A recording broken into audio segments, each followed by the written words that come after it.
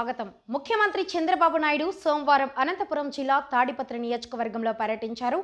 యాడికిలో జలధార కార్యక్రమంలో పాల్గొన్నారు. ఈ సందర్భంగా ప్రజావేదిక వద్ద ఏర్పాటు చేసిన స్టాల్స్, ఫోటో ఎగ్జిబిషన్ను సందర్శించారు.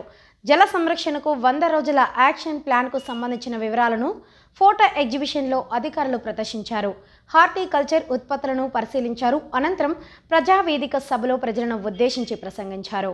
ముఖ్యమంత్రి చంద్రబాబు నాయుడు మాట్లాడుతూ జలమే బలమని, నీటిని సంరక్షణ ముఖ్య బాధ్యత అని అన్నారు. జలధార 100 రోజుల ప్రణాళికలో భాగంగా నీటి సంరక్షణ చర్యలు చేపట్టినట్లు తెలిపారు. ఈ కార్యక్రమంలో జలవనరుల శాఖ మంత్రి నిమ్మల రామానాయుడు, ఎమ్మెల్యే జేసీ అస్మిత్ రెడ్డి, జిల్లా ఉన్నత అధికారులు, ప్రజా ప్రతినిధులు పాల్గొన్నారు.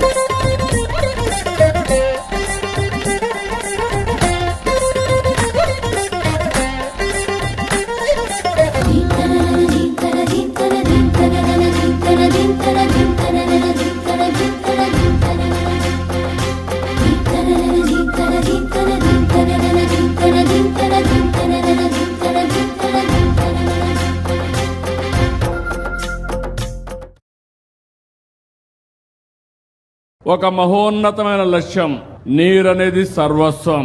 అలాంటి నీటిని ఏ విధంగా సంరక్షించుకోవాలనడానికి ఈ రోజు 100 రోజుల కార్యక్రమానికి శ్రీకారం చుడుతున్నాం.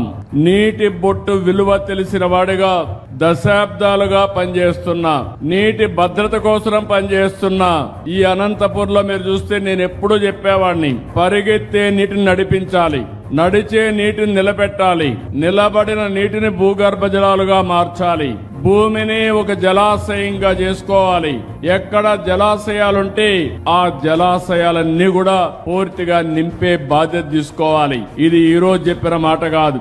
నేను 3 దశాబ్దాలుగా మన నాయకుడు నందమూరి తారక రామారావు గారు ఈ జిల్లాకు న్యాయం చేశాడంటే ఆ రోజు ఆయన చూపించిన చొరవ.